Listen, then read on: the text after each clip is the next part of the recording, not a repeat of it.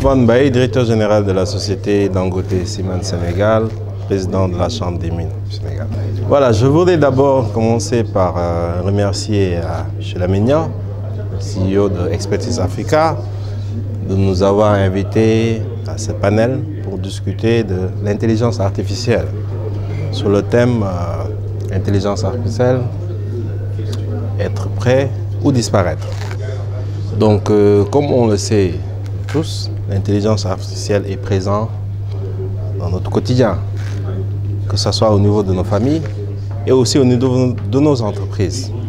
Donc, c'est pourquoi il faudra se préparer aujourd'hui pour pouvoir utiliser l'intelligence artificielle de manière efficiente, intégrer aussi la partie éthique, parce que l'intelligence artificielle, effectivement, le premier problème que cela pose pour nos équipes, c'est une certaine peur de perdre certains emplois qui vont être remplacés par l'intelligence artificielle.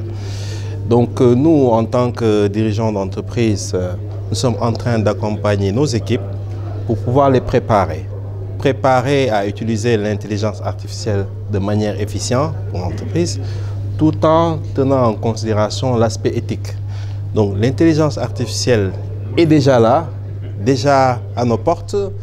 Donc il faudra s'adapter, préparer les équipes pour qu'on puisse l'utiliser de manière efficiente. Nous avons déjà commencé parce que nous utilisons des outils qui viennent de l'intelligence artificielle pour la maintenance prédictive des équipements. Mais nous nous sommes rendus compte qu'il y a en tout cas beaucoup de résistance des équipes pour la simple raison qu'ils pensent que leurs métiers vont disparaître. Donc notre rôle à nous en tant que chef d'entreprise, c'est de les rassurer, de les accompagner pour qu'ils puissent savoir que l'intelligence artificielle ne va pas les remplacer. Au contraire, c'est des outils qui vont les aider à être plus efficients, à être plus efficaces et se concentrer sur l'essentiel. Parce que l'intelligence artificielle, si elle est bien utilisée, va permettre à l'entreprise de gagner du temps sur des tâches qui étaient des fois même pénibles, qui prenaient beaucoup de temps à des personnes pour le faire. Avec l'intelligence artificielle, ça peut être fait en temps record et très bien fait. Donc je pense qu'il y a cet aspect, n'est-ce pas, de rassurer le personnel, de les accompagner pour qu'on puisse s'adapter et utiliser cette intelligence artificielle de manière très efficiente.